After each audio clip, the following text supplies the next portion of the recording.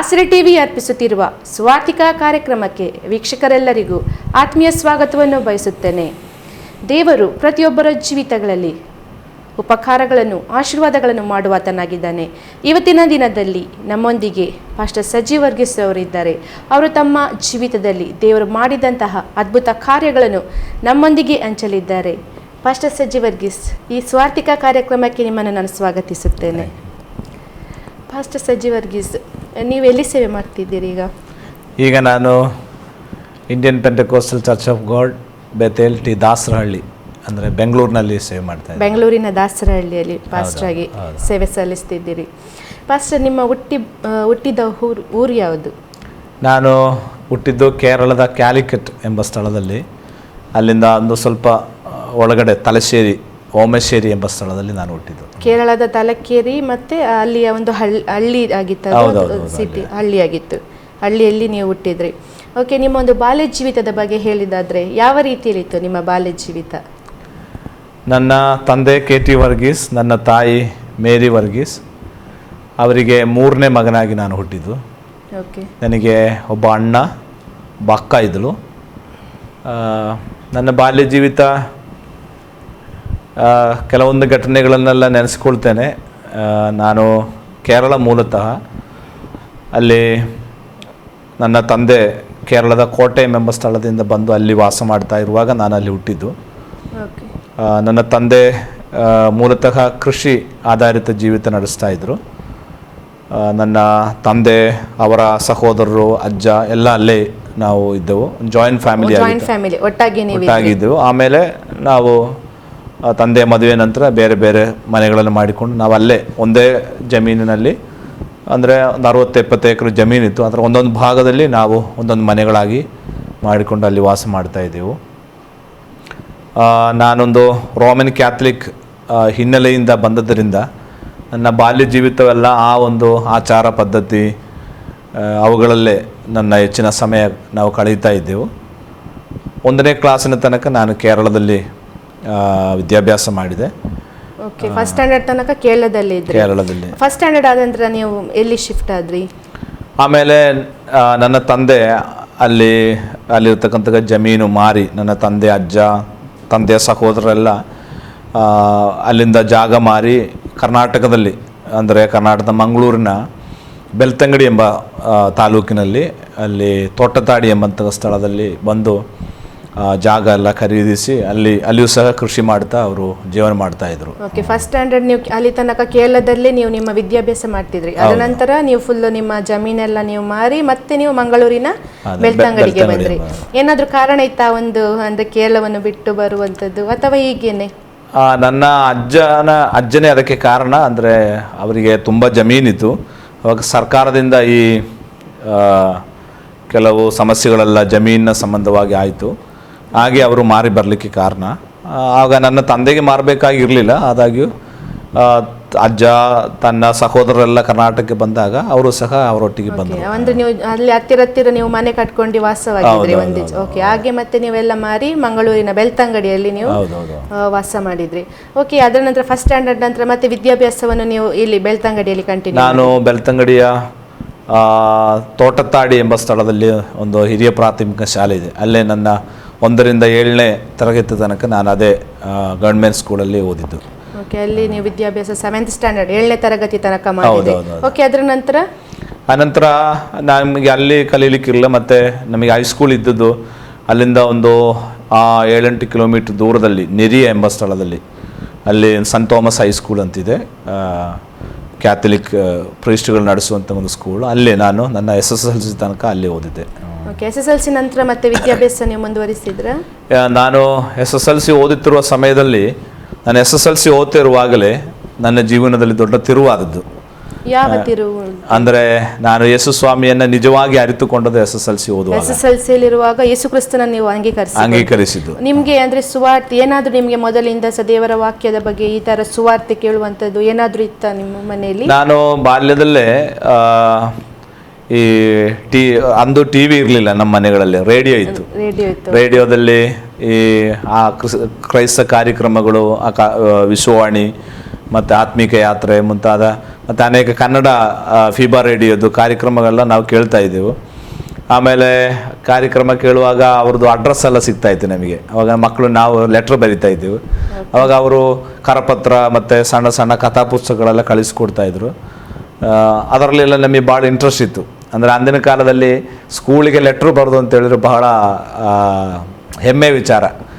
Post man ಕರೆದು ಎಲ್ಲರ ಮಕ್ಕಳ ಮುಂದೆ ನಮಗೆ ಲೆಟ್ರ್ ಸಿಗೋದು ಅಂತ ಹೇಳಿದ್ರೆ ಅದಕ್ಕಿಂತ ನಾವೇನು ಮಾಡ್ತಾ ಇದ್ದೆವು, ಲೆಟ್ರ್ ಬರಿತಾ ಇದ್ದೆವು. ಆವಾಗ ಎಲ್ಲರ ಮುಂದೆ ಪೋಸ್ಟ್ ಮ್ಯಾನ್ ತಂದು ಈ ಏನಂತ ಗೊತ್ತಿಲ್ಲ, ಅಂದರೆ ಮಕ್ಕಳಿಗೆ ಯಾರಿಗೂ ಗೊತ್ತಿಲ್ಲ ಇದು ಸುವಾರ್ತೆ ಪ್ರತಿ ಅಂತ. ಅದು ಕೊಡುವಾಗೆಲ್ಲ ನಮಗೆ ಭಾಳ ಅಭಿಮಾನ ಲೆಟರ್ ಬಂದೆ ಅಂತ ಹೇಳುವಾಗ ದೊಡ್ಡ ಅಭಿಮಾನದ ಸಂಗತಿ. ಹಾಗೆ ಎಲ್ಲ ನಾವು ಮಾಡ್ತಾ ಇದ್ದೆವು. ಆದರೆ SSLC ಓದ್ತಿರುವಾಗ ನನ್ನೊಬ್ಬ ಸ್ನೇಹಿತ ಇದ್ದಾನೆ, ಮನೋಜ್ ಅಂತೇಳಿ. ಇವತ್ತು ಅವನು UK ಇಂಗ್ಲೆಂಡ್ನಲ್ಲಿದ್ದಾನೆ. ಅವನು ಒಂದು ದಿವಸ ನನ್ನನ್ನು ಸಂಧಿಸಿ, ಆವಾಗ SSLC ಓದುವಾಗ ನಾನು ಅವನು ಬೇರೆ ಬೇರೆ ಸ್ಕೂಲಲ್ಲಿದ್ದೆವು. ಒಂದು ದಿವಸ ಅನಿರೀಕ್ಷಿತವಾಗಿ ದಾರಿಯಲ್ಲಿ ಸಿಕ್ಕಿತ್ತು. ಹಾಗೆ ಅವನು ನನ್ನ ಹತ್ರಿಗೆ ಯೇಸು ಸ್ವಾಮಿ ಬಗ್ಗೆ ಮಾತನಾಡಿದ. ಅವನು ಆ ಸಮಯದಲ್ಲಿ ಯೇಸು ಸ್ವಾಮಿಯನ್ನು ಕಂಡುಕೊಂಡಿದ್ದ. ಅವನು ಸಹ ರೋಮನ್ ಕ್ಯಾಥಲಿಕ್ ಆಗಿದ್ದ. ನಿಮ್ದು ಸೇಮ್ ಏಜ್ ಆಗಿತ್ತಲ್ಲ? ಅದೇ ಸೇಮ್ ಏಜ್. ಓಕೆ. ಅಂದ್ರೆ SSLC ಅಂದ್ರೆ ಒಂದು 14-15 ಇಯರ್ಸ್. ಹೌದು, 15 ಇಯರ್ಸ್. 15 ಇಯರ್ಸ್. ಓಕೆ. ಆ ಟೈಮಲ್ಲಿ ಅವನು ಸುವಾರ್ತೆ ಹೇಳಿದ. ನನಗೆ ಒಂದು ಆತ್ಮಿಕ ಹಿನ್ನೆಲೆ ಇತ್ತು. ನಾನೊಬ್ಬ ಕ್ಯಾಥಲಿಕ್ಕಿನ ಅಭಿಮಾನಿ ಆಗಿದ್ರೂ ಸಹ ಅದಕ್ಕಿಂತ ಹೆಚ್ಚಿನದಾಗಿ ಏನೋ ಒಂದು ಸತ್ಯ ಇದೆ ಅಂತ ನನಗೆ ಬಾಲ್ಯದಲ್ಲೇ ಗೊತ್ತಿತ್ತು. ನನಗೆ ಅನಿಸ್ತಿತ್ತು. ಅಂದ್ರೆ ಯಾವ ಕಾರಣಕ್ಕೆ? ಅಂದ್ರೆ ನಾವು ಹುಟ್ಟಿ ಬೆಳೆದ ಸಂಪ್ರದಾಯದಲ್ಲಿ ನಮ್ಗೆ ಹೆಚ್ಚಾಗಿ ನಂಬಿಕೆ ಇರ್ತದೆ. ನಿಮ್ಗೆ ಯಾವ ಕಾರಣಕ್ಕೆ ಹಾಗೆ ಅನಿಸ್ತಿತ್ತು? ಅಂದ್ರೆ ನನ್ನ ತಾಯಿಯ ತಮ್ಮ, ನನ್ನ ಅಂಕಲ್, ಅವರು ವರ್ಷಗಳ ಹಿಂದೆ ರೋಮನ್ ಕ್ಯಾಥಲಿಕ್ನ ಕರಿಸ್ಮ್ಯಾಟಿಕ್ ಮೂವ್ಮೆಂಟ್ ಅಂತ ಇತ್ತು ನಮ್ಮ ಕೇರಳದಲ್ಲಿ. ಕ್ಯಾಥಲಿಕ್ಸ್ನ ಒಂದು ವಿಂಗ್ ಆಗಿತ್ತು ಅದು ಕ್ಯಾರಿಸ್ಮ್ಯಾಟಿಕ್ ಮೂವ್ಮೆಂಟ್. ನಮ್ಮ ಮನೆಗಳಲ್ಲಿ ಕರಿಸ್ಮ್ಯಾಟಿಕ್ನ ಪ್ರೇಯರ್ ನಡೆಸ್ತಾ ಇದ್ರು. ಆವಾಗ ಸಣ್ಣ ಹುಡುಗರು ನಾವು ಆ ಪ್ರೇಯರಿಗೆ ಹೋಗ್ತಾ ಇದ್ವಿ. ಆವಾಗ ಆ ಕೂಟದಲ್ಲಿ ಆತ್ಮನ ದೊಡ್ಡ ಅಭಿಷೇಕ ಎಲ್ಲ ಇಳಿದು ಬರ್ತಾ ಇತ್ತು. ಜನರು ಅನ್ಯ ಭಾಷೆಯಲ್ಲಿ ಮಾತನಾಡ್ತಾ ಇದ್ರು. ನನ್ನ ಅಣ್ಣ ಪ್ರವಾದನೆ ಮಾಡ್ತಾ ಇದ್ದನು. ಒಂದು ಆತ್ಮನ ಅನುಭವ ಆಗ್ತಾ ಇತ್ತು ನಮಗೆ. ಅದರ ಮುಂದುವರಿಕೆಯಾಗಿ ನನ್ನ ಚಿಕ್ಕಪ್ಪ ಅವರೆಲ್ಲ ತತ್ವವನ್ನು ಬಿಟ್ಟು ಅವರು ಅಂದರೆ ಸತ್ಯವಾದಂಥ ದೇವರ ಸುವಾರ್ತೆಗೆ ಅವರು ಬಂದರು.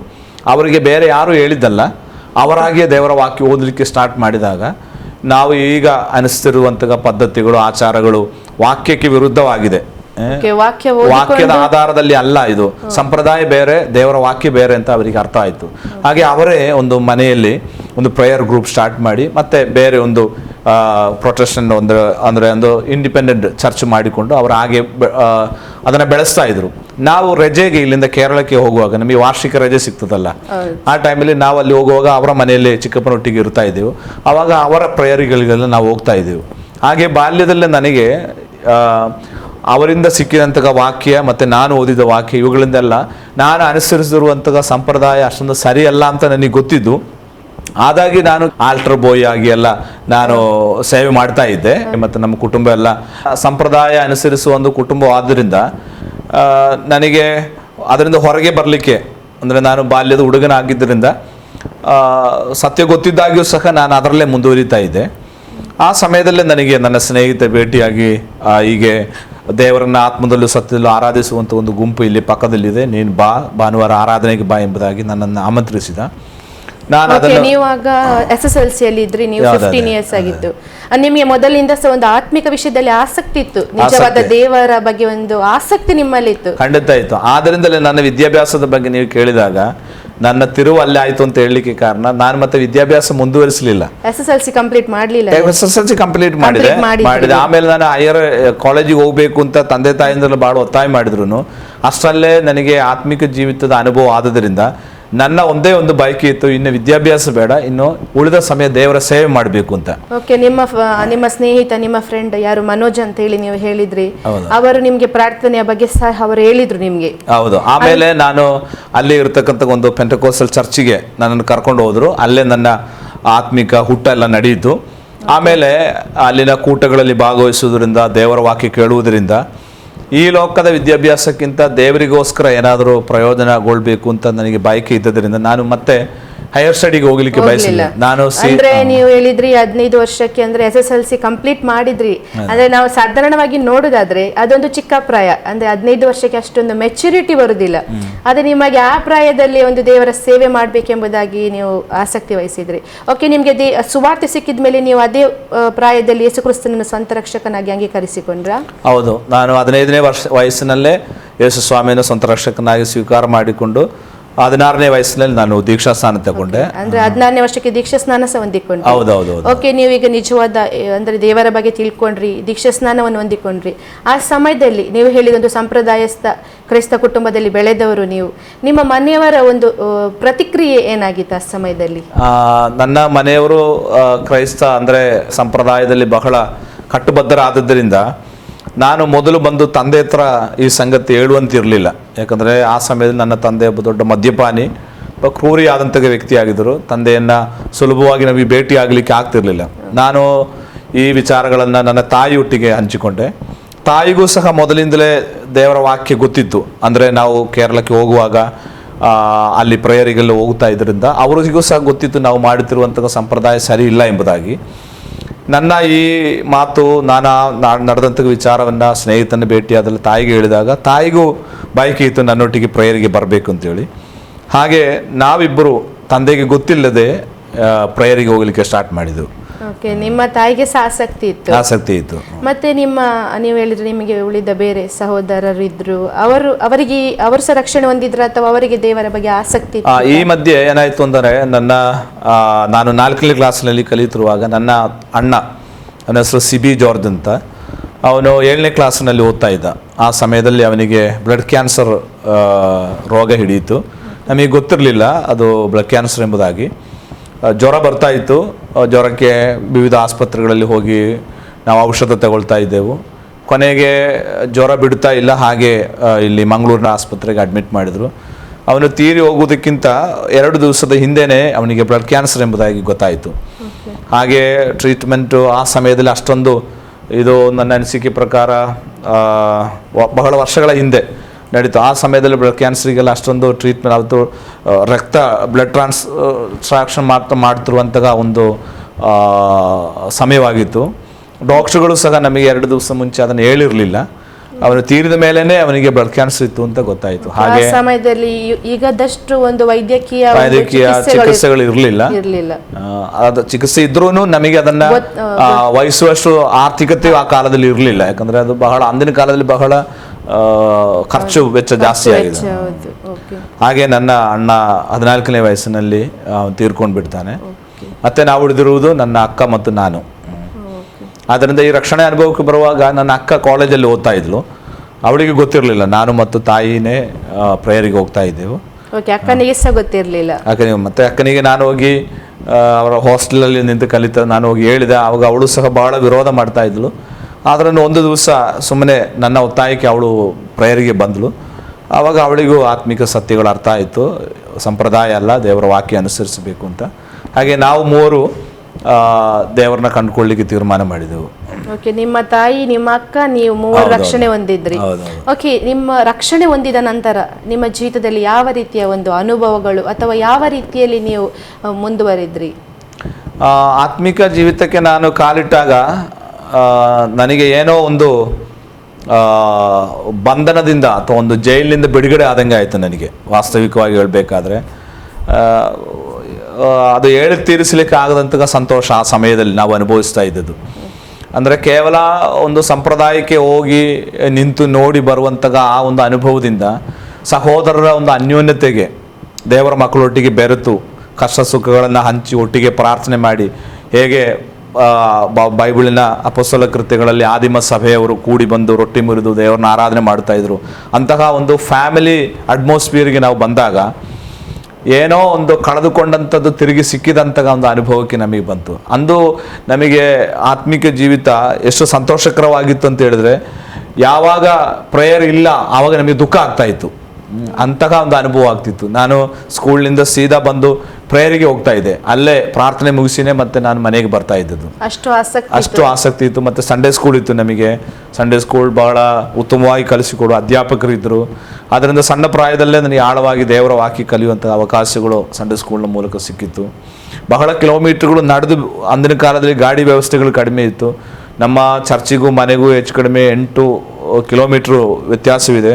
ಆದರೂ ಒಂದು ಕೂಟವೂ ಬಿಡದೆ ನಾವು ರಾತ್ರಿ ಆದರೂ ಅಷ್ಟು ನಡೆದು ನಾವು ಆಸಕ್ತಿಯಿಂದ, ಅಂದ್ರೆ ಅದರಲ್ಲಿ ಒಂದು ಬಹಳ ಸಂತೋಷ ಸಿಗ್ತಾ ಇತ್ತು ಕೂಟಗಳಲ್ಲಿ. ಅಂದ್ರೆ ಹೆಚ್ಚಿನ ಸಮಯವನ್ನು ನೀವು ಪ್ರಾರ್ಥನೆಯಲ್ಲಿ ಕಳೀತಿದ್ರಿ. ಓಕೆ, SSLC ಆಯ್ತು, ಅದೊಂದು ಚಿಕ್ಕ ಪ್ರಾಯ, ಸಾಧಾರಣ 15 ವರ್ಷ ಅಂದ್ರೆ ಅದೊಂದು ದೊಡ್ಡ ಪ್ರಾಯ ಎಂಬುದಾಗಿಲ್ಲ. ಅದರ ನಂತರ ನೀವು ಏನ್ ಮಾಡಿದ್ರಿ? ಅದರ ನಂತರ ನಾನು ದೇವರ ಸೇವೆ ಮಾಡಬೇಕಂತ ಆಸಕ್ತಿಯಿಂದ ನಾನು ಇಲ್ಲೇ ಎಡಪದಾವ್ ಎಂಬ ಸ್ಥಳದಲ್ಲಿ, ಮಂಗಳೂರಿನ ಎಡಪದಾವಿನಲ್ಲಿ, ಅಂದ್ರೆ ಕೈಕಂಬ, ಅದೇ ಪಕ್ಕದಲ್ಲಿ ಎಡಪದಾವ್ ಅಂತ, ಅಲ್ಲಿ ಅಲ್ಲಿ GFA ಅಂತೇಳಿ, ಗೋಸ್ಪಲ್ ಫಾರ್ ಏಷ್ಯಾ ಅಂತೇಳಿ ಒಂದು ಸಂಸ್ಥೆ, ಒಂದು ಬೈಬಲ್ ಕಾಲೇಜ್ ಇದೆ. ಅದು ಮೊದಲು ಹೊಸಮಠ ಎಂಬ ಸ್ಥಳದಲ್ಲಿತ್ತು, ಕಡಬ ಹತ್ರದಲ್ಲಿ. ಒಂದು ಬ್ಯಾಚ್ ಆಗಿತ್ತು. ಸೆಕೆಂಡ್ ಬ್ಯಾಚಿಗೆ ನಾನು ಅಡ್ಮಿಷನ್ಗಾಗಿ ಹೋದೆ. ನನ್ನ ಒಬ್ಬರು ಹಿರಿಯ ಬೋಧಕರಿದ್ದಾರೆ, ಪಾಸ್ಟರ್ ಪೋಳವರ್ಕಿ ಅಂತೇಳಿ. ಅವರು ಆ ಸಮಯದಲ್ಲಿ ನೆರೆಯ ಚರ್ಚಿಗೆ ಆಗಾಗ ಭೇಟಿ ಕೊಡ್ತಾ ಇದ್ರು. ಅವರು ನನ್ನ ಹತ್ರ ಕೇಳಿಕೊಂಡ್ರು, ದೇವರ ವಾಕ್ಯ ಕಲೀಲಿಕ್ಕೆ ಬಯಕೆ ಇದೆ ಅಂತೇಳಿ. ನಾನು ಮನೋಜು ಇಬ್ಬರು ಹೇಳಿದ್ವು, ನಮಗೆ ಇಬ್ಬರಿಗೂ ಬೈಬಲ್ ಕಾಲೇಜಿಗೆ ಹೋಗಬೇಕು ಅಂತ. ನಮ್ಮ ಪ್ರಾಯ ನೋಡಿ ಅವರು ಬೈಬಲ್ ಕಾಲೇಜಿಗೆ ನಮ್ಮನ್ನು ಸೇರಿಸಿಕೊಳ್ಳುವ ಇದಿರಲಿಲ್ಲ. ಆದರೆ ಪೋಳರ್ಗಿ ಪಾಸ್ ಅವರು ರೆಕಮೆಂಡ್ ಮಾಡಿ ನಮ್ಮನ್ನು ಬೈಬಲ್ ಕಾಲೇಜಿಗೆ ಸೇರಿಸಿದರು. ಹಾಗೆ ನಾನು SSLC ಮುಗಿಸಿ ಸೀದಾ ದೇವರ ವಾಕ್ಯ ಕಲೀಲಿಕ್ಕೆ ಹೋದೆ. ನೀವು ಬೈಬಲ್ ಕಾಲೇಜ್ ಎಡಪದವಲ್ಲಿ ಬೈಬಲ್ ಕಾಲೇಜಿಗೆ ಸೇರಿದ್ರಿ. ನಿಮ್ಮ ತಂದೆಯ ಒಂದು ಪರ್ಮಿಷನ್ ಇತ್ತಾ ನೀವು ಬೈಬಲ್ ಕಾಲೇಜಿಗೆ? ಅದರ ನಂತರ ನನ್ನ ತಂದೆ, ನಾವು 1-2 ವಾರ ಆರಾಧನೆಗೆ ಹೋದಾಗ ನಮ್ಮ ತಂದೆಗೆ ಗೊತ್ತಾಯಿತು, ನೀವು ಬಿಟ್ಟು ಈ ರೀತಿ ಹೋಗೋದು ಸರಿಯಲ್ಲ ಎಂಬುದಾಗಿ ನಮಗೆ 1-2 ಸಾರಿ ಎಚ್ಚರಿಕೆ ಎಲ್ಲ ಕೊಟ್ಟರು. ಆದ್ರೂ ಸತ್ಯ ಇದೇ ಆಗದ್ದರಿಂದ ನಾವು ಮುಂದೆ ಹೋಗ್ತಾ ಇದ್ದೆವು. ಮತ್ತು ನನ್ನ ತಂದೆ ಕೊನೆಯ ವಾರ್ನಿಂಗ್ ಕೊಟ್ಟರು, ಇನ್ನೂ ನೀವು ಆ ಪ್ರೇಯರಿಗೆ ಹೋದರೆ ನಿಮ್ಮ ಕಾಲು ಮುರಿದಾಗ್ತೇನೆ, ಮನೆಗೆ ಸೇರಿಸೋಂಗಿಲ್ಲ ಎಂಬುದಾಗಿ. ಆದ್ರೂ ಸತ್ಯ ನಮ್ಮನ್ನು ಸ್ವತಂತ್ರ ಮಾಡುತ್ತದೆ ಎಂಬ ಆ ವಾಕ್ಯದ ಆಧಾರದಲ್ಲಿ ನಾವು ಮತ್ತೇನೂ ದೇವರ ವಾಕ್ಯಕ್ಕೆ ಕೇಳಲಿಕ್ಕೆ ಹೋದೆವು. ನನ್ನ ತಂದೆಯಿಂದ ಬಹಳ ವಿರೋಧಗಳು ಉಂಟಾಯಿತು. ಆದರೆ ಏನೋ ನನಗೆ ಭಾಳ ಆಶ್ಚರ್ಯ ಅನಿಸ್ತದೆ, ಸಭೆಯ ಪ್ರಾರ್ಥನೆ, ದೇವರ ಮಕ್ಕಳ ಎಲ್ಲರ ಆತ್ಮಾರ್ಥವಾದ ಪ್ರಾರ್ಥನೆ ನನ್ನ ತಂದೆಯನ್ನು ವಾಸ್ತವಿಕವಾಗಿ ಬದಲಾವಣೆಗೆ ನಡೆಸಿತು. ಯಾಕಂದರೆ ಅವರು ಅಷ್ಟೊಂದು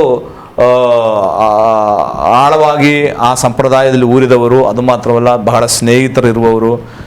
ರೋಮನ್ ಕ್ಯಾಥಲಿಕ್ಸಿನ ಅನೇಕ ಸ್ನೇಹಿತರವರಿಗಿದ್ದಾರೆ. ಅಂತಹ ಒಂದು ಸಂಪ್ರದಾಯದಿಂದ ಅವರು ಹೊರಗೆ ಬರೋದು ನಮಗೆ ಈಗಲೂ ಊಹಿಸ್ಲಿಕ್ಕಾಗಲ್ಲ. ದೇವರೇ ಅದಕ್ಕೆ ಕಾರಣವಾದದ್ದು.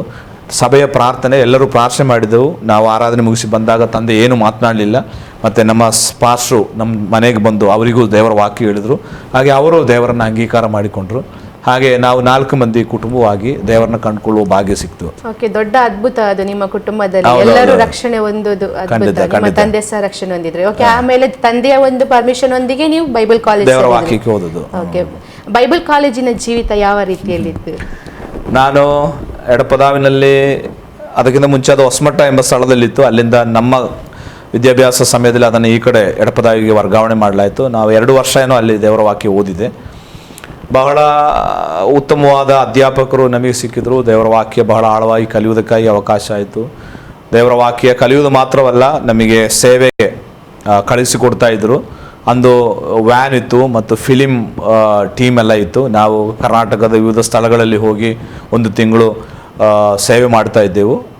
ಹಾಗೆ ವರ್ಷಕ್ಕೆ 2 ಸಾರಿ ನಮಗೆ ಸೇವೆಗೆ ಅವಕಾಶ ಕೊಡ್ತಾಯಿದ್ರು. ಹಾಗೆ 2 ವರ್ಷದಲ್ಲಿ ದೇವರ ವಾಕ್ಯ ಮತ್ತು ಸೇವೆ ಇದೆರಡು ಒಟ್ಟಿಗೆ ನಡೆದಿದ್ದರಿಂದ ಅಲ್ಲಿನ ಆ ಸೇವೆಯ ಅಥವಾ ಅಲ್ಲಿನ ವಿದ್ಯಾಭ್ಯಾಸದ ಸಮಯ ಬಹಳ ತುಂಬ ನೆನೆಸಿಕೊಳ್ಳತಕ್ಕಂಥ ಅನೇಕ ಸಂಗತಿಗಳು ನಮಗೆ ಅಲ್ಲಿಂದ ಅನುಭವಿಸುವುದಕ್ಕಾಗಿ ದೇವರು ಸಹಾಯ ಮಾಡಿದರು. ಯಾವ ರೀತಿಯ ಒಂದು ಅನುಭವಗಳನ್ನು ಹೊಂದಿಕೊಂಡ್ರಿ? ಅಂದರೆ ದೇವರ ವಾಕ್ಯ ಗೊತ್ತಿಲ್ಲದಂಥ ಅನೇಕ ಸಂಗತಿ ಕಲಿಯುವುದಕ್ಕಾಗಿ, ಮತ್ತು ನಾನು ಹೇಳಿದನೆಲ್ಲ, ನಾನೊಂದು ಕ್ರೈಸ್ತ ಹಿನ್ನೆಲೆಯಿಂದ ಬಂದಿದ್ದರಿಂದ ದೇವರ ವಾಕ್ಯ ಸ್ವಲ್ಪ ಗೊತ್ತಿರುವುದರಿಂದಲೂ ಉಳಿದ ವಿದ್ಯಾರ್ಥಿಗಳಿಗಿಂತ ಎಲ್ಲ ಉತ್ತಮವಾದ ರೀತಿಯಲ್ಲಿ ದೇವರ ವಾಕ್ಯ ನನಗೆ ಅರ್ಥವಾಗ್ತಾ ಇತ್ತು. ಮತ್ತು ನನ್ನ ಸಹಪಾಠಿಗಳ ಮಧ್ಯದಲ್ಲಿ ದೇವರು ನನ್ನನ್ನು ಉಪಯೋಗಿಸಿಕೊಂಡನು ಅನೇಕ ಕಡೆಗಳಲ್ಲಿ ಹೋಗುವುದಕ್ಕಾಗಿ, ಆ ಸಣ್ಣ ಪ್ರಾಯದಲ್ಲಿ ದೇವರ ವಾಕ್ಯ ಹಂಚುವುದಕ್ಕಾಗಿ. ಮತ್ತು ನಾವು ಟೀಮಾಗಿ ಹೋಗ್ತಿರುವಾಗ, ಬಹಿರಂಗ ಸೇವೆ ಮಾಡುವಾಗ ಬಹಿರಂಗವಾಗಿ ದೇವರ ವಾಕ್ಯ ಮಾತನಾಡಲಿಕ್ಕೆ, ಫಿಲಿಂ ತೋರಿಸಲಿಕ್ಕೆ. ಹಾಗೆ ಫಿಲಿಂ ಅಂದ್ರೆ ಅಂದಿದ್ದದ್ದು ದಯಾಸಾಗರ ಅಂತ ಹೇಳಿ ಒಂದು ಫಿಲಿಂ, ಅದು ಅನೇಕ ಹಳ್ಳಿಗಳಲ್ಲಿ ಹೋಗಿ ನಾವು ತೋರಿಸ್ತಾ ಇದ್ದೆವು. ಯಾವುದೆಲ್ಲ ಹಳ್ಳಿಗಳಿಗೆ ಹೋಗಿದ್ರಿ ನೀವು ಆ ಸಮಯದಲ್ಲಿ? ನನ್ನ ಸ್ವಂತ ಊರಿನಲ್ಲೇ ನಾವು ಎಲ್ಲ ಹಳ್ಳಿಗಳು ಹೋಗಿದ್ದೆವು. ಅಂದರೆ ನಾವು ಸಂಡೇ ಸ್ಕೂಲ್ ಕಲಿತಿರುವಾಗಲೇ ನಾವು ಸ್ವಾರ್ಥ ಸಾರ್ತಾ ಇದ್ದೆವು. ನಾವು ಮಕ್ಕಳೆಲ್ಲ ಹೋಗಿ ಬಹಿರಂಗವಾಗಿ ನಿಂತು ಬೀದಿಗಳಲ್ಲಿ ಸ್ವಾರ್ಥ ಸಾರ್ತಾ ಇದ್ದೆವು. ಅಷ್ಟು ಆಸಕ್ತಿ ಇತ್ತು. ಒಂದು ಸಾರಿ ನಾನು ಒಂದು ಬೀದಿಯಲ್ಲಿ ನಿಂತು ಪ್ರಚಾರ ಮಾಡ್ತಾ ಇದ್ದೆ. ಆವಾಗ ನನಗೆ ಕಲಿಸುವಂತೆ ನನ್ನ ಹೈಸ್ಕೂಲ್ ಟೀಚರ್ ಪಕ್ಕದಲ್ಲಿ ನಿಂತಿದ್ದಾರೆ. ಅವ್ರು ನನ್ನನ್ನು ವೀಕ್ಷಿಸ್ತಾ ಇದ್ರು. ನನಗೆ ಗೊತ್ತಿರಲಿಲ್ಲ, ನನ್ನ ಪ್ರಚಾರ ಅರ್ಧ ಆದಾಗ ನನಗೆ ಗೊತ್ತಾಯ್ತು ನನ್ನ ಟೀಚರ್ ನೋಡ್ತಾ ಇದ್ದಾರೆ ಅಂತೇಳಿ. ಆದ್ರೂ ನಾನು ಆಸಕ್ತಿಯಿಂದ ಸುವಾರ್ತೆ ಅವತ್ತು ನನಗೆ ಸುವಾರ್ತೆ ನಿಮಿತ್ತ ನಾಚಿಕೆ ಇರಲಿಲ್ಲ, ಏನೋ ಒಂದು ಬಹಳ ಧೈರ್ಯ ಇತ್ತು. ಇವತ್ತು ಅದು ಇದೆ, ಆದ್ರೂ ಅವತ್ತು ಅದಕ್ಕಿಂತಲೂ ಮಿಗಿಲಾದ ಧೈರ್ಯವಿತ್ತು. ನಾವು ಹಳ್ಳಿಗಳಿಗೆಲ್ಲ ಈ ಫಿಲ್ಮ್ ಆಗಿ ಹೋಗುವಾಗ ಬಹಳ ರೆಸ್ಪಾನ್ಸ್ ಸಿಗ್ತಾ ಇತ್ತು. ದಯಾಸಾಗರ್ ಫಿಲ್ಮ್ ತೋರಿಸುವಾಗ ಜನರೆಲ್ಲ ಅಳುವುದೆಲ್ಲ ನೋಡುವಾಗ ಎಷ್ಟು ಮಾತ್ರ ಅವರು ಯೇಸುಸ್ವಾಮಿಯನ್ನ ಇಷ್ಟಪಡ್ತಾರೆ ಎಂಬುದು ನಮಗೆ ಅದರಿಂದ ಅರ್ಥ ಆಗ್ತಾ ಇತ್ತು. ಆಲ್ಮೋಸ್ಟ್ ನಾನು ಕರ್ನಾಟಕದ ಎಲ್ಲ ಜಿಲ್ಲೆಗಳಿಗೂ ಹೋಗಿದ್ದೇನೆ. ಹಾಗೆ ಸುವಾರ್ತೆ ಸಾರಲಿಕ್ಕೆ ಅವಕಾಶ ಸಿಕ್ತು. ಆ ಕಾಲದಲ್ಲಿ ಎಲ್ಲ ನಂತರದಲ್ಲಿ ನನಗೆ ಅದಕ್ಕೆ ಅವಕಾಶ ಸಿಕ್ತು. ಆ ಕಾಲದಲ್ಲಿ ಅನೇಕ ಕಡೆಗಳಿಗೆ ಹೋಗುವಂತೆ ದೇವರು ಸಹಾಯ ಮಾಡಿದ್ದಾರೆ. ಅದ್ಭುತವಾದ ಅನುಭವಗಳನ್ನು ಹೊಂದಿಕೊಂಡ್ರಿ ನೀವು. ಯಾಕಂದ್ರೆ ಅವರ ಪ್ರತಿಕ್ರಿಯೆ ಸಹ ಒಳ್ಳೇದಿತ್ತು. ನೀವು ಅಲ್ಲಿ ಸೇವೆ ಮಾಡುವಂತ ಸಮಯದಲ್ಲಿ ಜನರಿಗೆ ಆಸಕ್ತಿ ಇತ್ತು ದೇವರ ವಾಕ್ಯದಲ್ಲಿ. ಓಕೆ, ನೀವು ಬೈಬಲ್ ಕಾಲೇಜ್ ಮುಗಿಸಿ ಅದ್ರ ನಂತರ ಏನ್ ಮಾಡಿದ್ರಿ? ಆ ನಂತರ ನಾನು ಮತ್ತೆ ದೇವರ ವಾಕ್ಯ ಕಲಿಬೇಕು ಅಂತೇಳಿ ನಾನು ಕೇರಳ ಕ್ಕೆ ಹೋದೆ. ನಮ್ಮ ಇಂಡಿಯನ್ ಪೆಂಟೆಕೋಸ್ಟಲ್ ಚರ್ಚ್ ಗೊಂಡೆ ಹೆಡ್ ಕ್ವಾರ್ಟರ್ಸ್ ಇದೆ ಕೇರಳದ ತಿರುವಲ್ಲದಲ್ಲಿ. ಅಲ್ಲಿ ನಾನು BTH ಅಂತೇಳಿ ಒಂದು ಕೋರ್ಸ್ ಮಾಡಬೇಕು ಅಂತ ಮತ್ತೆ 3 ವರ್ಷ ನಾನು ದೇವರ ವಾಕ್ಯ ಕಲೀಲಿಕ್ಕೆ ಅಲ್ಲಿಗೆ ಹೋದೆ. ನೀವು ಇದು 2 years ನೀವು ಮುಗಿಸಿದ ಮೇಲೆ ಮತ್ತೆ 3 ವರ್ಷ ನೀವು ಕೇರಳದಲ್ಲಿ ದೇವರ ವಾಕ್ಯ ಕಲಿತೆ. ಅಂದ್ರೆ 2000ರಲ್ಲಿ ನಾನು ಅಲ್ಲಿಂದ ಗ್ರಾಜುಯೇಟ್ ಮಾಡಿದೆ. 2000ರಲ್ಲಿ ನಿಮ್ಮದು ಅಂದ್ರೆ ಬೈಬಲ್ ಅದು ನೀವು ಕಂಪ್ಲೀಟ್ ಮಾಡಿದ್ರಿ. ಯಾವುದೆಲ್ಲ ನಿಮ್ಗೆ ಆಸಕ್ತಿ ಇತ್ತು ಅದನ್ನ ನೀವು ಕಲಿತ್ರಿ. ಓಕೆ, ಅದರ ನಂತರ ನೀವು ಪೂರ್ಣಾವಧಿ ಸೇವೆಗೆ ಯಾವಾಗ ನೀವು ಒಪ್ಪಿಸಿಕೊಟ್ರಿ? ಅಂದ್ರೆ ನೀವು 15ನೇ ವರ್ಷಕ್ಕೆ ನೀವು ನಿರ್ಧಾರ ತಕ್ಕೊಂಡಿದ್ರಿ, ಅದು ಒಂದು ಸಂಪೂರ್ಣವಾಗಿ ಒಂದು ಈಗ ನೀವು ಪಾಸ್ಟರ್ ಆಗಿ ಬೆಂಗಳೂರಲ್ಲಿ ಸೇವೆ ಮಾಡ್ತಿದ್ರಿ. ಯಾವ ಸಮಯದಲ್ಲಿ ನಿಮ್ಗೆ ಅನಿಸಿತು ನಾನು ಒಂದು ಸಭಾಪಾಲಕರಾಗಿ ದೇವರು ನನ್ನನ್ನು ಕರೆದಿದ್ದಾರೆ? ಅದು ಯಾವ ರೀತಿಯಲ್ಲಿ ನಿಮ್ಮ ಸೇವೆಯ ಜೀವಿತ ಅದರ ನಂತರ 2000ದಲ್ಲಿ ನಿಮ್ಮ ಎಜುಕೇಶನ್ ಮುಗಿದ ನಂತರ ಯಾವ ರೀತಿಯಲ್ಲಿ ಇದು ಪ್ರಾರಂಭವಾಯಿತು? ನಾನು ವಿವಿಧ ರೀತಿಯಲ್ಲಿ ಸೇವೆ ಮಾಡಬೇಕು ಅಂತ ಬಯಕಿದ್ರೂ ನನಗೊಂದು ನಿರ್ದಿಷ್ಟವಾದ ಸೇವೆಯಲ್ಲಿ ಅನೇಕ ರೀತಿಗಳಿದೆ. ಯಾವ ರೀತಿಯಲ್ಲೂ ಬೇಕಾದ್ರೂ ಸೇವೆ ಮಾಡ್ಬೋದು. ಆದರೆ ಸಭಾಪಾಲಕನ ಸೇವೆ ಅವುಗಳಿಗಿಂತ ವ್ಯತ್ಯಸ್ತವಾದ ಸೇವೆ. ನಾನು ಯಾವತ್ತೂ ಬಯಸಿರಲಿಲ್ಲ ಒಬ್ಬ ಸಭಾಪಾಲಕನ ಪಾಸ್ಟರ್ ಮಿನಿಸ್ಟ್ರಿ ಮಾಡಬೇಕು ಅಂತೇಳಿ. ನಾನೊಂದು ಅಧ್ಯಾಪಕನಾಗಿ ಅಥವಾ ಒಂದು ಟೀಮ್ ಲೀಡರ್ ಆಗಿ ಆ ರೀತಿ ಸೇವೆ ಮಾಡಬೇಕು ಅಂತೆಲ್ಲ ನನಗೆ ಬಯಕೆ ಇತ್ತು. ಆದರೆ ನನ್ನ ಗ್ರಾಜ್ಯುಯೇಷನ್ ಮುಗಿಸಿ ನಾನು ಮನೆಗೆ ಬಂದಾಗ ನಾನು ಈಗ ಹೋಗ್ತಿರುವಂತಹ ಇಂಡಿಯನ್ ಪೆಂಟೆಕೋಸ್ಟಲ್ ಚರ್ಚ್ ಅಂತೇಳಿ ಸಂಸ್ಥೆ ಇದೆ. ಕರ್ನಾಟಕದಲ್ಲಿ ಹೆಚ್ಚು ಕಡಿಮೆ 500 ಸಭೆಗಳಿದೆ ಆ ಸಂಸ್ಥೆಗೆ. ಅದರ ಮುಖ್ಯಸ್ಥರು ನನಗೆ ಅನಿರೀಕ್ಷಿತವಾಗಿ ಭೇಟಿಯಾದರು. ನನ್ನನ್ನು ಸಭಾಪಾಲನೆ ಸೇವೆ ನಿಮಗೆ ಮಾಡಲಿಕ್ಕೆ ಬಯಕೆ ಇದೆಯಾ ಎಂಬುದಾಗಿ ಹೇಳಿದರು. ನನಗೆ ಅಷ್ಟೊಂದು ಬಯಕೆ ಇರಲಿಲ್ಲ. ಆದಾಗ್ಯೂ ಸಹ ಯಾಕಂದರೆ ಕೆಲವೊಂದು ಸಂಗತಿಗಳು ನಮ್ಮ ಹಿರಿಯರಿಂದ ನಮಗೆ ಸಿಗುವ ಮಾರ್ಗನಿರ್ದೇಶನ ಬಹಳ ಮುಖ್ಯ ಆಗಿರ್ತದೆ. ನನಗೆ ದೇವರ ಸೇವೆಗೆ ಇಳಿಲಿಕ್ಕೆ ಬಯಕೆ ಇತ್ತು, ನಾನು ಇಳಿದೆ. ಆದರೆ ಯಾವ ರೀತಿಯ ಸೇವೆ ಮಾಡಬೇಕು ಅಂತ ನನಗೆ ಗೊತ್ತಿರಲಿಲ್ಲ. ಅಂದ್ರೆ ಸೇವೆಯಲ್ಲಿ ದೇವರು ಒಬ್ಬೊಬ್ಬರಿಗೆ ಒಂದೊಂದು ಪ್ರವಾದಿಗಳಾಗಿರ್ತಾರೆ, ಉಪದೇಶಕರಾಗಿರ್ತಾರೆ. ಓಕೆ, ಅದರ ನಂತರ ಆ ನಂತರ ನಾನು ಅವರ ಮಾರ್ಗನಿರ್ದೇಶನಂತೆ ನನ್ನ ಸ್ವಂತ ಕಾರ್ಕಳದಲ್ಲಿ ಒಂದು ಸಭೆ ಇತ್ತು, ಸಣ್ಣ ಸಭೆ. ನಾನು ಕಾರ್ಕಳದಲ್ಲಿ ಸೇವಕನಾಗಿ ಬರುವುದಕ್ಕಿಂತ ಮುಂಚೆ ನಾನು ಮಂಗಳೂರಿನಲ್ಲಿ ನನ್ನ ಹಿರಿಯ ಬೋಧಕರಿದ್ದಾರೆ, ಪಾಸ್ಟರ್ KS ಜೋಸೆಫ್ ಅಂತೇಳಿ. ಅವರ ಚರ್ಚಿನಲ್ಲಿ ಒಂದು ದೊಡ್ಡ ಸಭೆ ಮಂಗಳೂರಿನ, ಆ ಸಭೆಯಲ್ಲಿ ಅಸಿಸ್ಟೆಂಟ್ ಆಗಿ ನನ್ನನ್ನು ಅವರು ಸೇರಿಸಿಕೊಂಡ್ರು. ನನ್ನೊಟ್ಟಿಗೆ ನೀವು ಸೇವೆ ಮಾಡಿ, ಸ್ವಲ್ಪ ಅನುಭವ ಆದ ಮೇಲೆ ನಿಮಗೆ ಸಭೆ ಕೊಡ್ತೇವೆ ಅಂತೇಳಿ. ನಾನು ಹೆಚ್ಚು ಕಡಿಮೆ 1.5 ವರ್ಷ ಮಂಗಳೂರಿನಲ್ಲಿ ಸೇವೆ ಮಾಡಿದೆ. ಆಮೇಲೆ ಮೊದಲು ನಾನು ಸ್ವತಂತ್ರವಾಗಿ ಸೇವೆ ಮಾಡಿದೆ. ನನ್ನ ಸ್ವಂತ ತಂದೆ ತಾಯಿ ಹೋಗುವಂತಹ ಕಾರ್ಕಳ ಸಭೆಗೆ ನಾನು ಸಭಾಪಾಲಕನಾಗಿ ಬಂದೆ. ನೀವು ಅಂದ್ರೆ ಮೊದಲೇ ನೀವು ಇದ್ದದ್ದು ನೀವು ಬೆಳ್ತಂಗಡಿಯಲ್ಲಿ. ಹೌದೌದು. ಅದ ನಂತರ ನೀವು ಕಾರ್ಕಳಕ್ಕೆ ಸಹ ಶಿಫ್ಟ್ ಆಗಿದ್ದೀರಿ. ಹೌದೌದು. ಅಲ್ಲಿಂದ ಜಾಗ ಮಾರಿ ನಾವು 2000 ಇಸ್ವಿಯಲ್ಲಿ ನಾವು ಕಾರ್ಕಳದ ಹೊಸಮಾರ್ ಎಂಬ ಸ್ಥಳದಲ್ಲಿ ಈಗ ವಾಸ ಮಾಡ್ತಾ ಇದ್ದೇವೆ. ಈಗ ಅಂದ್ರೆ ಕಾರ್ಕಳದ ಹೊಸಮಾರಲ್ಲಿ ನಿಮ್ಮ ತಂದೆ ತಾಯಿ? ಹೌದೌದು. ಅವ್ರು ಹೋಗ್ತಾ ಇರುವ ಚರ್ಚಲ್ಲೇ ನಾನು ಮೊದಲು ಸಭಾಪಾಲಕನಾಗಿ. ಅವರು ಈಗ ಹೋಗುತ್ತಿರುವ ಚರ್ಚಲ್ಲಿ ಮೊದಲು ನೀವು ಸಭಾಪಾಲಕರಾಗಿ. ಯಾವ ಸಭೆ ಅದು? ಅದು Indian Pentecostal church. Indian Pentecostal church ಕಾರ್ಕಳದಲ್ಲಿ ಹೊಸಮಾರಲ್ಲಿ ಆ ಚರ್ಚ್ ಇದೆ. ಇಲ್ಲ, ಹೊಸಮಾರ್ ಅಲ್ಲ, ಕಾರ್ಕಳ ಸಿಟಿಯಲ್ಲಿ ಇದ್ದು. ಕಾರ್ಕಳ ಸಿಟಿಯಲ್ಲೇ ಇದೆ. ಅಲ್ಲಿ ನೀವು ಸೇವೆ ಮಾಡಿದ್ದೀರಿ. ಹೇಗಿತ್ತ ಒಂದು ಸಭಾಪಾಲಕರ ಆ ಒಂದು ಸೇವೆ ಮಾಡುವ ಸಮಯದಲ್ಲಿ ನಿಮ್ಮ ಅನುಭವಗಳು ಯಾವ ರೀತಿಯಲ್ಲಿತ್ತು? ಅಂದ್ರೆ ನನ್ನ ತಂದೆ ತಾಯಿಯ ಒಂದು ಸ್ವಂತ ತಾಯಿ ಸಭೆ ಅದು. ಆದ್ರೂ ನನ್ನ ಸಣ್ಣ ಪ್ರಾಯದಲ್ಲಿ ಒಬ್ಬ ಸಭಾಪಾಲಕನಾಗಿ ಹೋದಾಗ ದೇವರ ವಾಕ್ಯ ಎಲ್ಲ ಮಾತನಾಡ್ತಾ ಇದ್ದೆ. ಆದ್ರೂ ನನ್ನನ್ನು ಜನರು ಅಂಗೀಕರಿಸಿದ್ರು, ಒಬ್ಬ ಸಭಾಪಾಲಕನಾಗಿ ಅಂಗೀಕರಿಸಿದ್ರು, ಬಹಳ ಎನ್ಕರೇಜ್ ಮಾಡಿದರು ನನಗೆ. ಅದರಿಂದ ಸೇವೆಯಲ್ಲಿ ಬೆಳೀಲಿಕ್ಕೆ ಅವಕಾಶವಾಯಿತು. ಆ ಕಾಲದಲ್ಲೇ ನಮ್ಮ ಮದುವೆನೂ ನಡೆಯುವಂಥದ್ದು. ಎಷ್ಟನೇ ವರ್ಷದಲ್ಲಿ ಮದುವೆ ಜೀವಿತಕ್ಕೆ ಕಾಲಿ? ನಾನು 25ನೇ ವಯಸ್ಸು ಮದುವೆ 25ನೇ ವರ್ಷಕ್ಕೆ ನೀವು ಮದುವೆ ಆದ ನಿಮ್ಮ ಪತ್ನಿ ಸಹ ಸೇವೆಯಲ್ಲಿ ಆಸಕ್ತಿ ಹೊಂದಿದವರಾಗಿದ್ರ? ಹೌದೌದು, ಅವರಿಗೂ ಸಹ ಸೇವೆ ಮಾಡಬೇಕು ಅಂತ ಆಸಕ್ತಿ ಇತ್ತು. ಆದ ನಂತರ ನೀವು ಕಾರ್ಕಳದಲ್ಲಿ ಮೊದಲನೇದಾಗಿ ಸಭಾಪಾಲಕರಾಗಿ ಸೇವೆ ಪ್ರಾರಂಭ ಮಾಡಿದ್ರಿ. ಅದು ಯಾವ ರೀತಿಯಲ್ಲಿ ಮತ್ತೆ ಮುಂದುವರಿಯಿತು? ಆಮೇಲೆ ನಾನು ನಾರ್ತ್ ಇಂಡಿಯಾಗೆ ಹೋಗಬೇಕು, ಸ್ವಲ್ಪ ವ್ಯತ್ಯಸ್ತವಾದ ರೀತಿಯಲ್ಲಿ ಸೇವೆ ಮಾಡಬೇಕು ಅಂತ ನಾನು ಮಹಾರಾಷ್ಟ್ರಕ್ಕೆ ಹೋದೆ. ಮಹಾರಾಷ್ಟ್ರದ ಸೋಲಾಪುರ ಎಂಬ ಸ್ಥಳದಲ್ಲಿ ಅಲ್ಲಿ 2 ವರ್ಷ ನಾನು ಸೋಲಾಪುರ ಸಿಟಿಯಲ್ಲಿ ಸೇವೆ ಮಾಡಿದೆ. ಅಲ್ಲಿ ಮರಾಠಿ ಮಾತನಾಡುವವರ ಮಧ್ಯದಲ್ಲಿ ಒಂದು ಹೊಸ ಸೇವೆ, ಅಲ್ಲಿಂದ ಸೇವೆ ಇತ್ತು, ಆದರೆ ನಾನೊಂದು ಹೊಸ ಸೇವೆ ಸ್ಟಾರ್ಟ್ ಮಾಡೋಣ ಅಂತ ಅಲ್ಲಿ ಸಹ ನೀವು ಸಭಾಪಾಲಕರಾಗಿ ಹೌದೌದು. ಓಕೆ, ಅದರ ನಂತರ ಆನಂತರ ನಾನು ಅಲ್ಲಿಂದ ಗುಲ್ಬರ್ಗ, ಕರ್ನಾಟಕದ ಉತ್ತರ ಕರ್ನಾಟಕದ ಗುಲ್ಬರ್ಗ ಎಂಬ ಸಿಟಿಗೆ ಬಂದೆ. ಅಲ್ಲಿನೂ 2 ವರ್ಷ ನಾನು ಸಭಾಪಾಲನ ಸೇವೆ ಮಾಡಿದೆ. ಅಲ್ಲಿ ಸ್ಟೂಡೆಂಟ್ಸ್ ಇತ್ತು, ನರ್ಸಿಂಗ್ ಸ್ಟೂಡೆಂಟ್ಸ್ನ ಮಧ್ಯದಲ್ಲಿ, ಕಾಲೇಜ್ ಸ್ಟೂಡೆಂಟ್ಸ್ನ ಮಧ್ಯದಲ್ಲಿ ಸೇವೆ ಮಾಡ್ತಾ ಇದ್ದೆ. ಅಲ್ಲಿ ಒಂದು ಒಳ್ಳೆ ಗುಂಪು ಜನರನ್ನ ರಕ್ಷಣೆಗೆ ನಡೆಸಲಿಕ್ಕೆ ದೇವರ ಅವಕಾಶ ಕೊಟ್ಟನು. ಗುಲ್ಬರ್ಗ ಮೊದಲದ ಮಹಾರಾಷ್ಟ್ರ ಮುಂಬೈಯಲ್ಲಿ ಅಲ್ಲಲ್ಲ, ಸೋಲಾಪುರದಲ್ಲಿ. ಸೋಲಾಪುರ, ಓಕೆ. ಮುಂಬೈಯ ಸೋಲಾಪುರದಲ್ಲಿ ನೀವು ಸೇವೆ ಮಾಡಿದ್ರಿ, ಗುಲ್ಬರ್ಗಕ್ಕೆ ಬಂದ್ರಿ. ಓಕೆ, ಈಗ ನೀವು ಸೇವೆ ಮಾಡ್ತಿರೋದು ಬೆಂಗಳೂರಲ್ಲಿ ಅಂತ ಹೇಳಿದ್ರಿ. ಹೌದೌದು. ಈ ಒಂದು ಬೆಂಗಳೂರಿನಲ್ಲಿ ನೀವು ಸೇವೆ ಯಾವ ವರ್ಷಕ್ಕೆ ನೀವು ಪ್ರಾರಂಭ ಮಾಡಿದ್ರಿ? ಅಂದ್ರೆ ನಾನು ನಮ್ಮ ಸಂಸ್ಥೆ ಒಟ್ಟಿಗೆ ನಾನು ಸೇವೆ ಮಾಡ್ತಾ ಇದ್ದೇನೆ. ನಮ್ಮ ಸಂಸ್ಥೆಯ ಪ್ರತ್ಯೇಕತೆ 3 ವರ್ಷ 5 ವರ್ಷಕ್ಕೆ ನಮಗೆ ಬೇರೆ ಕಡೆಗೆ ಅವರು ಟ್ರಾನ್ಸ್ಫರ್ ಮಾಡ್ತಾರೆ. ಹಾಗೆ ಆನಂತರ ನಾನು ಸಾಗರ್ ಎಂಬ ಶಿವಮೊಗ್ಗ ಜಿಲ್ಲೆಯ ಸಾಗರ್ ಎಂಬ ಸ್ಥಳದಲ್ಲಿ 3 ವರ್ಷ ಅಲ್ಲಿನ IPC ಚರ್ಚಲ್ಲಿ ಸಭಾಪಾಲಕನಾಗಿದ್ದೆ. ಅಲ್ಲಿಂದ 3 ವರ್ಷ ಸೇವೆ ಮುಗಿಸಿ ನಾನು ಶಿವಮೊಗ್ಗದ ಭದ್ರಾವತಿ ಎಂಬ ಸ್ಥಳದಲ್ಲಿ 3 ವರ್ಷ ಇದ್ದೆ. ಆಮೇಲೆ ನನ್ನ ಸಂಸ್ಥೆ ಮೈಸೂರು ಕಲ್ಯಾಣಗಿರಿ IPC ಚರ್ಚಿಗೆ ವರ್ಗಾವಣೆ ಮಾಡಿದ್ರು, ಅಲ್ಲಿ 3 ವರ್ಷ ಇದ್ದೆ. ಅಲ್ಲಿಂದ ಅವರು ವರ್ಗಾವಣೆ ಮಾಡಿದ್ದು ನಾನು ಬೆಂಗಳೂರಿಗೆ. ಹಾಗೆ ನಾನು ಬೆಂಗಳೂರಿನಲ್ಲಿ ಈಗ 4 ವರ್ಷದಿದ್ದೇನೆ. ಓಕೆ, ಬೆಂಗಳೂರಲ್ಲಿ ಈಗ 4ನೇ ವರ್ಷ. ಹೌದೌದು. ಸೇವೆಯಲ್ಲಿ ಅನೇಕ ಪ್ರದೇಶಗಳಿಗೆ ನೀವು ಹೋಗಿದ್ದೀರಿ. ಹೌದೌದು. ನಿಮ್ಗೆ ಯಾವ ರೀತಿಯ ಅನುಭವಗಳು, ಅಂದ್ರೆ ವಿಶೇಷವಾದ ಮಹತ್ ಕಾರ್ಯಗಳು ಯಾವುದಾದ್ರೂ ನೀವು ಕಂಡಿದ್ದೀರಾ? ಅಂದ್ರೆ ಕೆಲವು ಹೇಳುವಂಥದ್ದು, ಇಂಥದ್ದು ಆಯಿತು, ಇಂಥ ಘಟನೆಗಳು ಯಾವುದಾದ್ರೂ ನೀವು ಹಂಚ್ಲಿಕ್ಕೆ ಬಯಸ್ತೀರಾ? ನನ್ನ ಸಭಾಪಾಲನ ಸೇವೆಯಲ್ಲಿ ತುಂಬಾ ಅನುಭವಗಳಿದೆ. ಪ್ರಾರ್ಥನೆ ಮಾಡಿದಾಗ ದೇವರು ಗುಣಪಡಿಸಿದ ಅನುಭವಗಳಿದೆ. ಸೇವೆಯಲ್ಲಿ ಹಿಂಸೆಗಳು ಅನುಭವಿಸಿದ ಅನುಭವಗಳಿದೆ. ತುಂಬ ಈ 16 ವರ್ಷದ ಸೇವೆಯಲ್ಲಿ ಅನೇಕ ವ್ಯತ್ಯಸ್ತವಾದ ಅನುಭವಗಳನ್ನು ಅನುಭವಿಸಿದ್ದೇವೆ. ಅಂದರೆ ನಾವು ಹೋಗುವಂಥ ಸ್ಥಳದ ಜನರು ವಿಭಿನ್ನರಾಗಿರ್ತಾರೆ, ಒಂದೊಂದು ಊರಿನ ಜನರ ಸ್ವಭಾವಗಳು ವ್ಯತ್ಯಾಸವಾಗಿರ್ತವೆ. ಅವರೊಟ್ಟಿಗೆಲ್ಲ ಹೊಂದಾಣಿಕೊಂಡು ಹೋಗೋದೇ ಒಂದು ದೊಡ್ಡ ಅನುಭವ.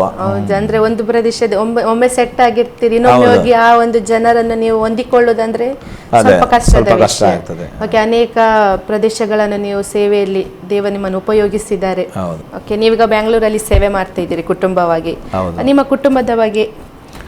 ನನ್ನ ಪತ್ನಿ ಹೆಸರು ಫೆಬಿನ್ ಸಜಿ ಅಂತ. ನಮಗೆ ದೇವರೊಬ್ಬರು ಮಗಳನ್ನ ದಯಪಾಲಿಸಿದ್ದಾರೆ, ಡೋರಾ ಮೇರಿ ಸಜಿ ಅಂತ ಅವಳ ಹೆಸರು. ಅವಳಿಗೆ 10 ತಿಂಗಳಾಗಿದೆ ಅಷ್ಟೇ. 10 ತಿಂಗಳು? ಹೌದು, ಮಗು. ನನ್ನ ಪತ್ನಿ ಮೂಲತಃ ಅವಳ ತಾಯಿ ಕೇರಳದ ಚೆಂಗನ್ನೂರು, ಅವರ ತಂದೆ ಮಂಗಳೂರಿನ ಊರ್ವ. ಅವರು ಮದುವೆ ಮಾಡಿಕೊಂಡು ಅವರಿಗೆ ಬಹಳ ವರ್ಷಗಳಾದ ಮೇಲೆ ಹುಟ್ಟಿದ್ದು ಫೆಬಿನ್. ಅವಳು ಸಹ ಅವಳ PUC ಓದಿದ ನಂತರ ಕಂಪ್ಯೂಟರ್ ಕೋರ್ಸ್ ಮಾಡ್ತಿರುವಾಗ ಅವಳಿಗೆ ಒಂದು ಆಕ್ಸಿಡೆಂಟ್ ಸಂಭವಿಸಿತು. ಬೈಕ್ ಅವಳು ಗಾಡಿ ಓಡಿಸ್ಕೊಂಡು ಹೋಗುವಾಗ ಒಂದು ಆಕ್ಸಿಡೆಂಟ್ ಆಯಿತು. ಅವಳ ಬ್ಯಾಕ್ ಬೋನಿಗೆ ಸ್ವಲ್ಪ ಹೊಡೆತ ಆಯಿತು. ಹಾಗೆ 6 ತಿಂಗಳು ಅವಳು ಬೆಡ್ ರೆಸ್ಟ್ ಆಗಿದ್ಲು. ಆ ಟೈಮಲ್ಲಿ ಅವಳು ದೇವರ ಸೇವೆಗೋಸ್ಕರ ಅವಳನ್ನು ಸಮರ್ಪಿಸಿಕೊಂಡ್ಳು. ಇನ್ನೊಂದು ಆಯುಷ್ ದೇವರು ನನಗೆ ಕೊಡುವುದಾದರೆ ನಾನು ದೇವರಿಗೋಸ್ಕರ ಬದುಕ್ತೇನೆ ಎಂಬುದಾಗಿ. ಅವರು ಸಹ ಚಿಕ್ಕ ಪ್ರಾಯದಲ್ಲಿ ರಕ್ಷಣೆ ಹೊಂದಿದ್ರು. ಅವರು ಹುಟ್ಟಿದ್ದು ಅಬುದಾಬಿಯಲ್ಲಿ. ಅವರ ತಂದೆ ಉದ್ಯೋಗದ ನಿಮಿತ್ತ ಅವರ ಕುಟುಂಬವಾಗಿ ಅಬುದಾಬಿಯಲ್ಲಿದ್ದರು. ಅಲ್ಲಿಂದ 92ನೇ ಇಸ್ವಿ ಕುವೈಟ್ ಇರಾಕ್ ವಾರ್ ನಡೆದಂಥ ಸಮಯದಲ್ಲಿ ಅವರು ಅಲ್ಲಿಂದ ವಿದ್ಯಾಭ್ಯಾಸ ನಿಮಿತ್ತ ಮಂಗಳೂರಿಗೆ ಬಂದು ಅಲ್ಲಿ ಮನೆ ಮಾಡಿ ವಾಸ ಮಾಡ್ತಾಯಿದ್ರು.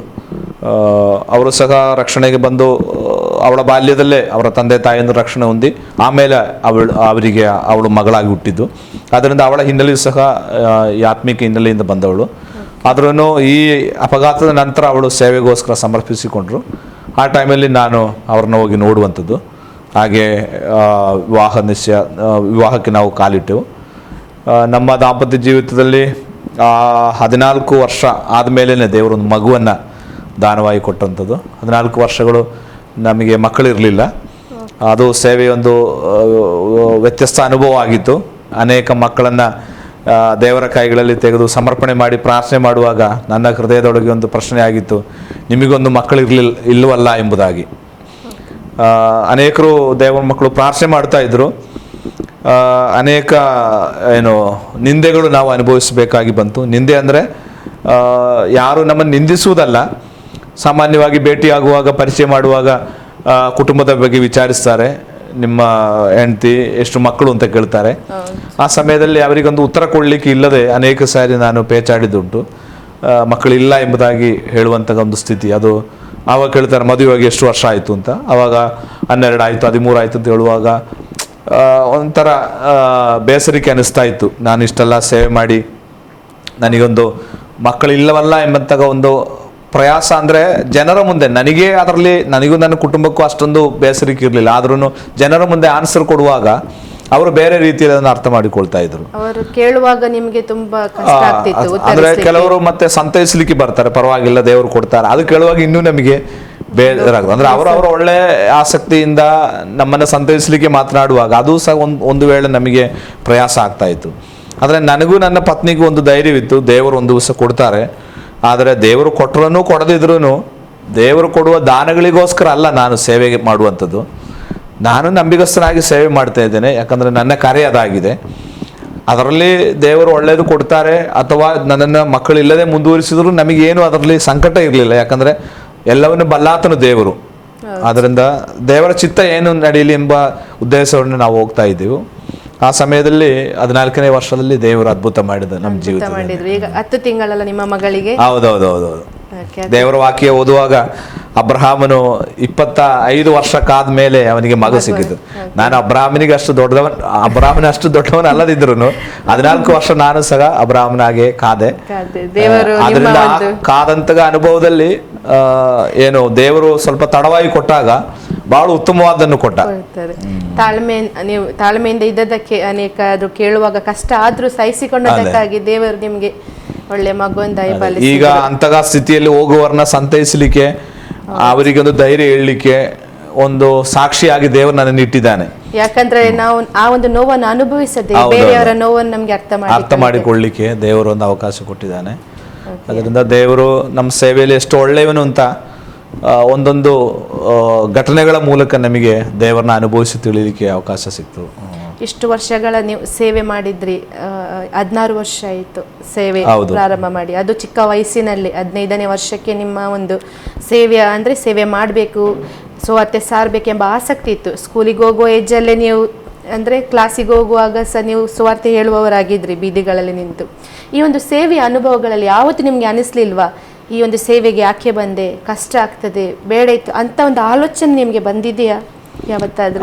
ನನಗೆ ಪ್ರಾರಂಭದಲ್ಲಿ ವಾಸ್ತವಿಕವಾಗಿ ಹೇಳ್ಬೇಕಾದ್ರೆ ನಾನು ಸಣ್ಣ ಪ್ರಾಯದಲ್ಲಿ ನಾನು ಸೇವೆಗೆ ಇಳಿದಿದ್ದರಿಂದ ಅವತ್ತು ಅಷ್ಟೊಂದು ಈ ಸೇವೆಯಲ್ಲಿ ನಾವು ಅನುಭವಿಸಬೇಕಾದ ಹಿಂಸೆ ಇಷ್ಟಿರ್ತದೆ ಅಂತ ಗೊತ್ತಿರಲಿಲ್ಲ.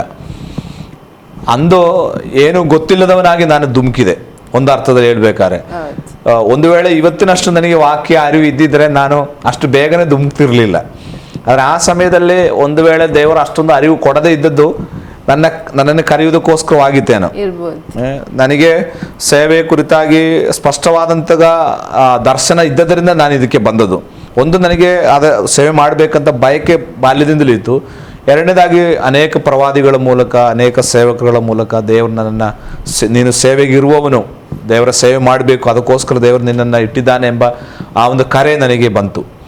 ನಾನು ಗಾಸ್ಪಲ್ ಫಾರ್ ಏಷ್ಯಾದಲ್ಲಿ ದೇವರ ವಾಕ್ಯ ಕಲಿತ ಮೇಲೆ ನಾನು ಒಬ್ಬ ಸಭಾಪಾಲಕನಾಗಿ ಸೇವೆ ಮಾಡದೆ ಬೇರೆ ಯಾವುದಾದ್ರೂ ರೀತಿಯಲ್ಲಿ ಸೇವೆ ಮಾಡೋಣ ಅಥವಾ ಕೆಲಸ ಮಾಡಿಕೊಂಡು ಯಾವುದಾದ್ರು ಉದ್ಯೋಗದೊಟ್ಟಿಗೆ ಸೇವೆ ಮಾಡೋಣ, ಈ ರೀತಿಯಾಗಿ ಎಲ್ಲ ಆಲೋಚನೆ ಮಾಡಿದೆ. ನಾನು ಅದಕ್ಕೋಸ್ಕರವಾಗಿ ಎಲ್ಲ ಹೋಗಲಿಕ್ಕೆ ಪ್ರಯತ್ನ ಮಾಡುವಾಗ ದೇವರ ಅಲ್ಲೆಲ್ಲ ನನ್ನನ್ನು ತಡೆಯುತ್ತಾ ಇದೆ.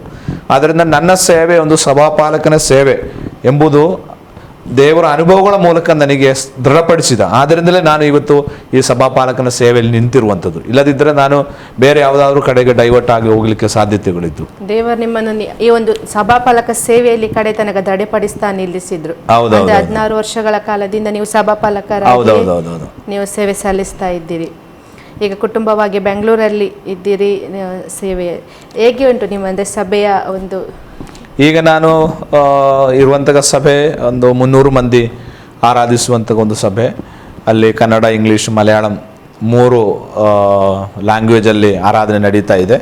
ನಾನು ಮುಖ್ಯವಾಗಿ ಅದರ ಮುಖ್ಯ ಸಭಾಪಾಲಕನಾಗಿದ್ದೇನೆ. ನಾನು ಮೇಯ್ನಾಗಿ ಮಲಯಾಳಂ ಚರ್ಚಿನ ಸಭಾಪಾಲಕನು. ಹಾಗೆ ಕನ್ನಡ, ಇಂಗ್ಲೀಷ್ ಎರಡು ನನಗೆ ಬೇರೆ ಸೇವಕರಿದ್ದಾರೆ, ಒಟ್ಟಿಗೆ ಸೇವೆ ಮಾಡುವವರು, ಅವರು ಅದನ್ನು ನಡೆಸ್ತಾರೆ. ನಿಮ್ಮ ಅಂಡರಲ್ಲಿ ಬೇರೆ ಸಭಾಪಾಲಕರು ಸೇವೆ ಮಾಡ್ತಾರೆ. ಮತ್ತೆ ನಮ್ಮ ಚರ್ಚಿಗೆ ಔಟ್ ಸ್ಟೇಷನ್ ಇದೆ, 3-4 ಸೇವೆಗಳು ಬೇರೆನೂ ಇದೆ. ಮತ್ತೆ ಕ್ಯಾಂಪಸ್ಸಲ್ಲಿ ಕಾಲೇಜ್ ಸ್ಟೂಡೆಂಟ್ಸ್ನ ಮಧ್ಯದಲ್ಲಿ ನಾವು ಸೇವೆ ಮಾಡ್ತಾ ಇದ್ದೇವೆ. ನರ್ಸಿಂಗ್ ಕಾಲೇಜಸ್ಸಲ್ಲಿ ಆರಾಧನೆ ನಡೆಸ್ತಾ ಇದ್ದೇವೆ. ಹಾಗೆ ನನಗೆ ಈಗ ಇರ್ತಕ್ಕಂಥ ಸಭೆ ಉತ್ತಮವಾದ ಆತ್ಮಿಕ ದಾಹವುಳ್ಳ, ದೇವರಿಗೋಸ್ಕರ ಏನಾದರೂ ಮಾಡಬೇಕಂತ ಒಂದು ಆತ್ಮಿಕ ದರ್ಶನವುಳ್ಳ ಸಭೆ. ಆ ಸಭೆಯಲ್ಲಿ ನಾನು ಇರುವುದರಿಂದ ನನಗೂ ಸಂತೋಷ. ನನ್ನ ದರ್ಶನ ಅವರೊಟ್ಟಿಗೆ ಹಂಚಿದಾಗ ಅವರಿಗೂ ಅದು ಸಂತೋಷವಾಯಿತು. ಹಾಗೆ ನಾವು ಸೇವೆಯಲ್ಲಿ ಬಹಳ ಸಂತೋಷವಾಗಿ ಹೋಗ್ತಾ ಇದೆ. ಸೇವೆ ಒಳ್ಳೆ ರೀತಿಯಲ್ಲಿ ದೇವರು ನಡೆಸ್ತಾ ಇದ್ದಾರೆ. ಹೌದೌದು. ಓಕೆ, ಹಾಗಾದರೆ ಪಾಸ್ಟರ್, ನಿಮ್ಮೊಂದು ಮುಂದಿನ ನಿರೀಕ್ಷೆ, ಗುರಿ ಏನಾಗಿದೆ? ನನ್ನ ಗುರಿ ಬಹಳಷ್ಟಿದೆ. ಆದರೆ ಮುಖ್ಯವಾಗಿ ಹೇಳ್ಬೇಕಂತ ಹೇಳಿದ್ರೆ, ಅಪೊಸ್ತಲನಾದ ಪೌಲನೇ ಹೇಳುವ ಗುರಿನೇ ನನ್ನ ಗುರಿ. ಒಂದು ನಂಬಿಕೆ ಜೀವಿತವನ್ನು ಒಳ್ಳೆ ರೀತಿಯಲ್ಲಿ ಮುಗಿಸಬೇಕು. ನಾನು ಒಳ್ಳೆ ಹೋರಾಟವನ್ನು ಹೋರಾಡಿದ ನಂಬಿಕೆಯನ್ನು ಕಾದುಕೊಂಡೆನು ಎಂಬುದಾಗಿ ಪೌಲನು ತಿಮೋತಿಯನಿಗೆ ಹೇಳುವ ರೀತಿಯಲ್ಲಿ ಕ್ರೈಸ್ತ ಜೀವನದಲ್ಲಿ ಅನೇಕರು ಆರಂಭಿಸಿದ್ದಾರೆ, ಆದರೆ ಕೊನೆಗೊಳಿಸಲಿಲ್ಲ.